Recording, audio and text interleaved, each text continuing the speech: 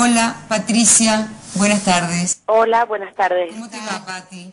Bien, bien, bien. Bien. Disculpa que te hayamos hecho esperar en el teléfono, pero teníamos dos informaciones que adelantar. Bien, el tema es el femicidio o feminicidio al que te vas a referir, Patricia.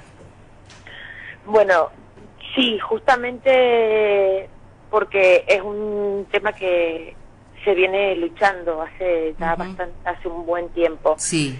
De parte de organizaciones feministas y de organizaciones de mujeres, de organizaciones de la sociedad civil, por su incorporación en el Código Penal, dada la problemática de violencia de género o violencia machista o violencia contra las mujeres, como prefiramos un poco identificarla, que hay a nivel global, pero con una especial relevancia en nuestro país, ¿no? Exacto. Entonces, el femicidio justamente lo que hace es abordar ya el punto extremo de la violencia, que es aquel que termina con la vida de las mujeres. Pero bueno, si bien esto es una lucha política grande que se está dando, y más con todos los casos que han saltado a los medios en las últimas semanas, decir también que la problemática de violencia de género es bastante más amplia que en los casos en los cuales termina con la vida de las mujeres. Claro. Y bueno, frente a esto de la incorporación, digamos, una de los reclamos en cuanto a políticas públicas, que es la incorporación en el Código Penal de esta figura, es porque se trata de una figura que parte de entender que la violencia contra las mujeres tiene que ver con una estructura, con un sistema el heteropatriarcal, que coloca en general a las mujeres en una situación de opresión o de explotación en manos de varones. Sí. Y el femicidio lo que viene a ser un homicidio agravado, porque el daño, el atentado contra la vida se produce por el hecho de ser mujeres.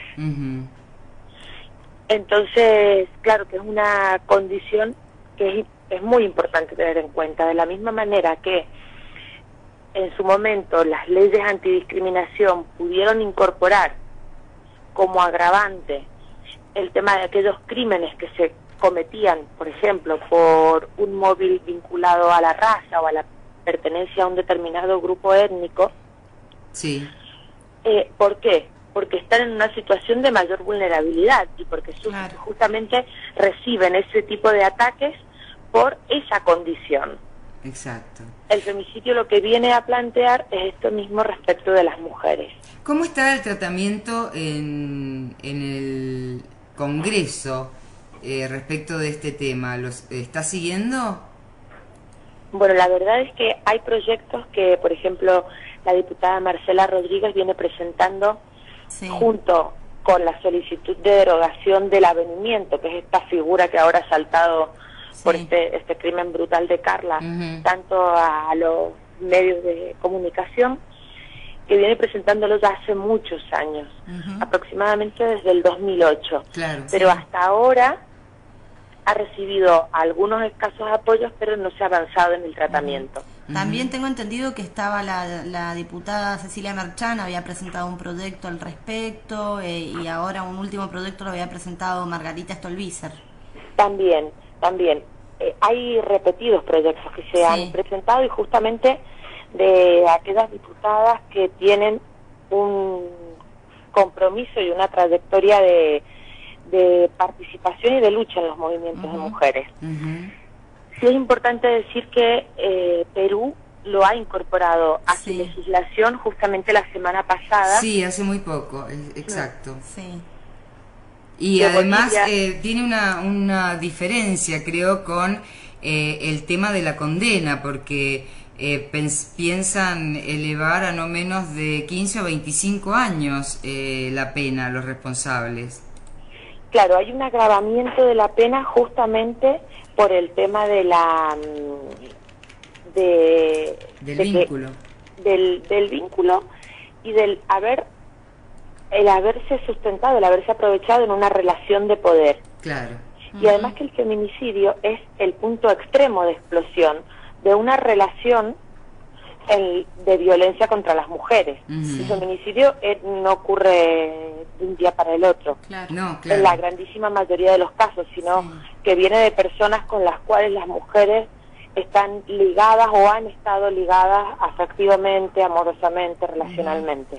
Yo ayer estuve viendo en Canal América, precisamente, uno de estos capítulos que se dan unitarios de un feminicidio, un tratamiento muy serio, es decir, una ficción obviamente, pero tratando el tema, y luego al final del capítulo del unitario, los dos actores digamos, despertaron en la población la conciencia de lo que significa digamos, tener esta conducta y la importancia de cambiar los conceptos del Código Penal respecto del tema, lo que me pareció muy importante, porque recordemos que ahora se está haciendo ficción en la televisión con préstamos del Inca o con subsidios del Inca, que permite llevar la realidad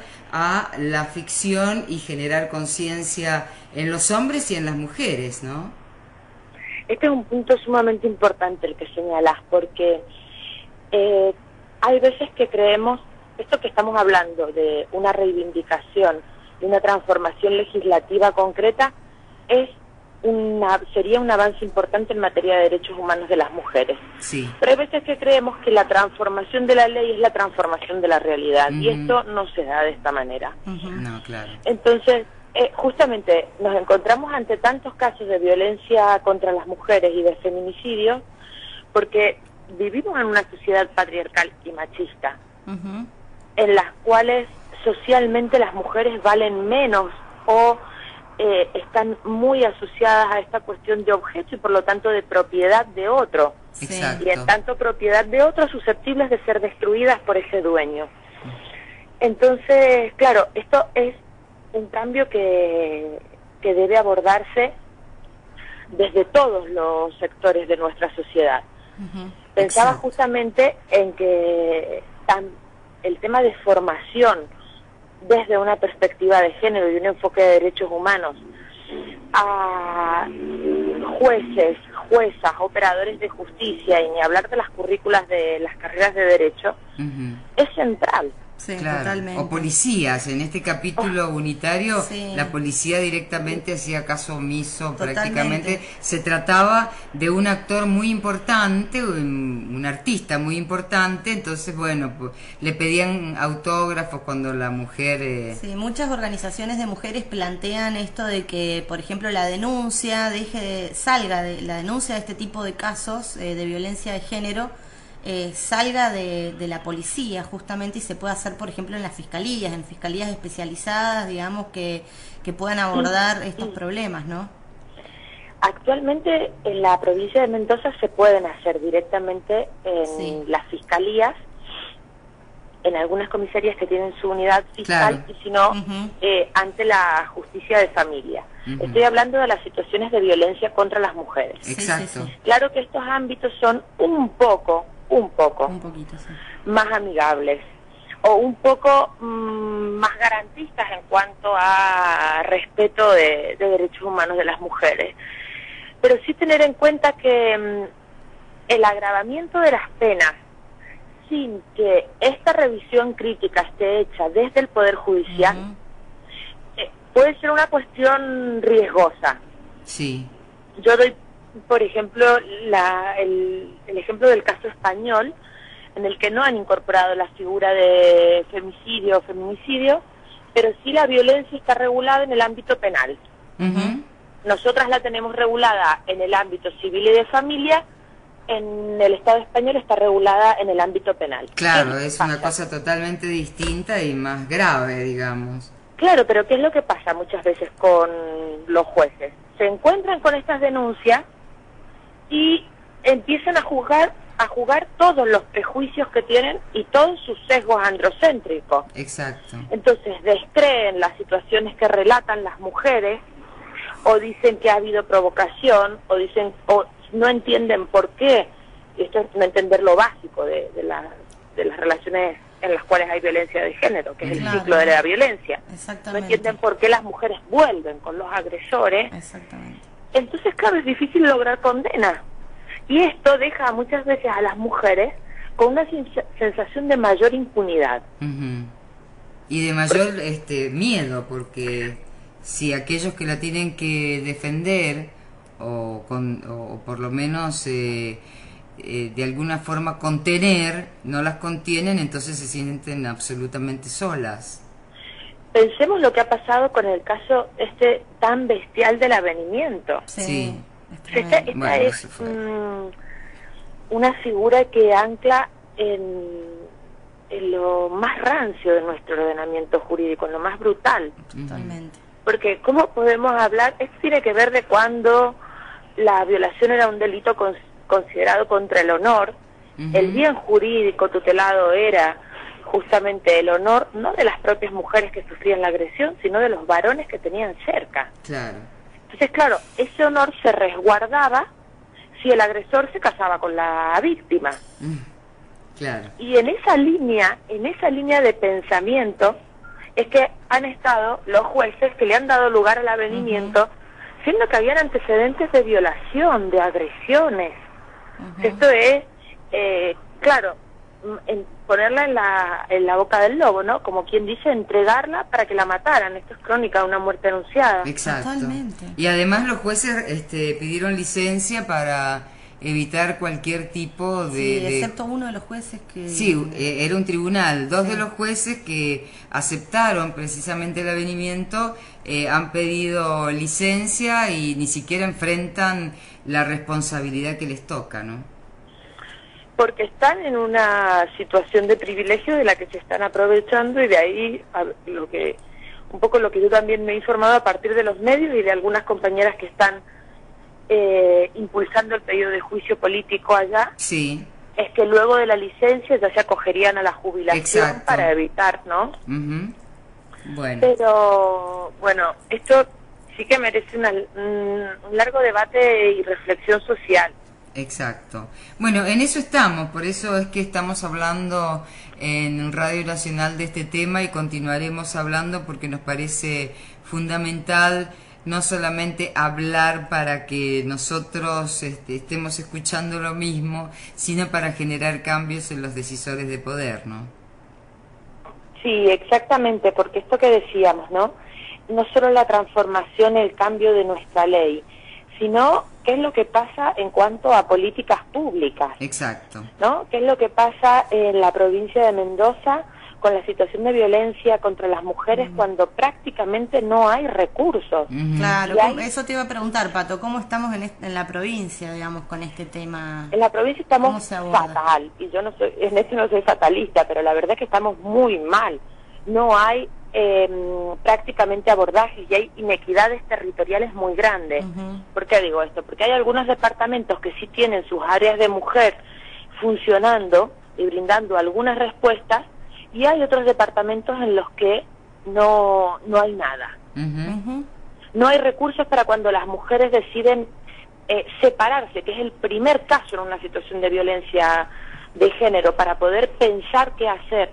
Cuando deciden separarse del agresor, prácticamente no hay recursos de acogida. No hay ¿A dónde van esas mujeres? Claro. Esas mujeres tienen que solucionar su vida cuando toman una decisión así y empezar a reconstruirse. Sí, porque vos sabés, Pato, a ver si lo compartís conmigo, leí el otro día que en la curva, digamos, de este ciclo así de violencia, la curva de peligro donde más aumenta es cuando la mujer decide separarse.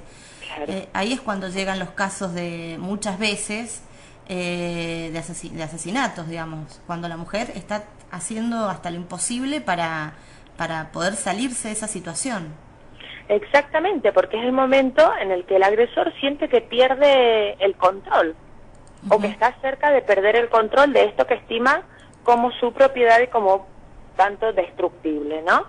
Entonces, este punto debe ser un punto absolutamente planificado, con especialistas que entiendan y que puedan valorar el riesgo en el que se encuentra esa mujer, que no la tutelen y que la acompañen en el proceso de toma de decisión, dando respuesta en cuanto a políticas sociales.